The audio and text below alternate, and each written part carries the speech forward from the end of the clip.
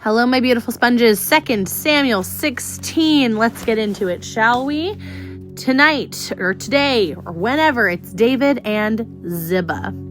When David had gone a little beyond the summit of the Mount of Olives, Ziba, the servant of Mephibosheth, was waiting there for him. He had 2 donkeys loaded with 200 loaves of bread, 100 clusters of raisins, 100 bunches of summer fruit, and wineskins full of wine. "What are these for?" the king asked Ziba. Ziba replied, "The donkeys are for the king's people to ride on, and the bread and summer fruit are for the young men to eat. The wine is for those who become exhausted in the wilderness." "And where is Mephibosheth, Saul's grandson?" the king asked him. "He stayed in Jerusalem," Ziba replied. "He said, 'Today I will get back the kingdom of my grandfather Saul.'" "In that case," the king told Ziba, "I give you everything Mephibosheth owns." "I bow before you," Ziba replied. "May I always be pleasing to you, my lord the king." As King David came into Bahurimah, a man came out of the village cursing them. It was Shimei, son of Gera, from the same clan as Saul's family. He threw stones at the king and the king's officers and all the mighty warriors who surrounded him. "Get out of here, you murderer, you scoundrel," he shouted at David. "The Lord is paying you back for all of the bloodshed in Saul's clan. You stole his throne, and now the Lord has given it to your son Absalom.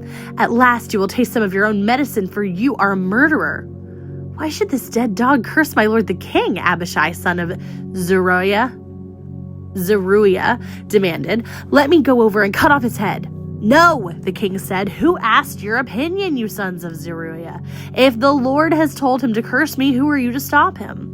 Then David said to Abishai and to his servants, "My own son is trying to kill me. Does this relative of Saul have even more reason to do so? Leave him alone and let him curse, for the Lord has told him to do it. And perhaps the Lord will see that I am being wronged and will bless me because of these curses today."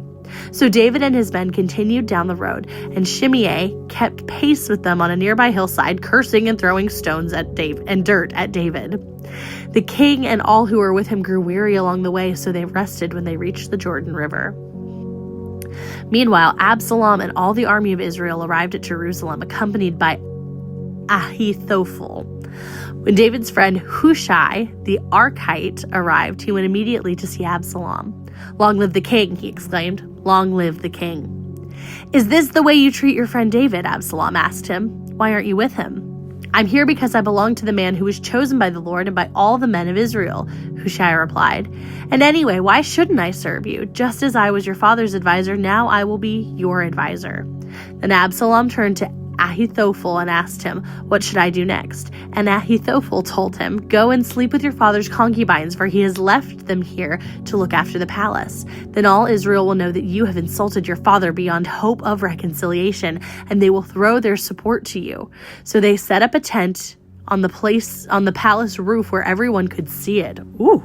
And Absalom went in and had sex with his father's concubines. Absalom followed Ahithophel's advice, just as David had done, for every word Ahithophel had spoke seemed as wise as though it had come directly from the mouth of God. Y'all, who says the Bible's not interesting? That is scandalous.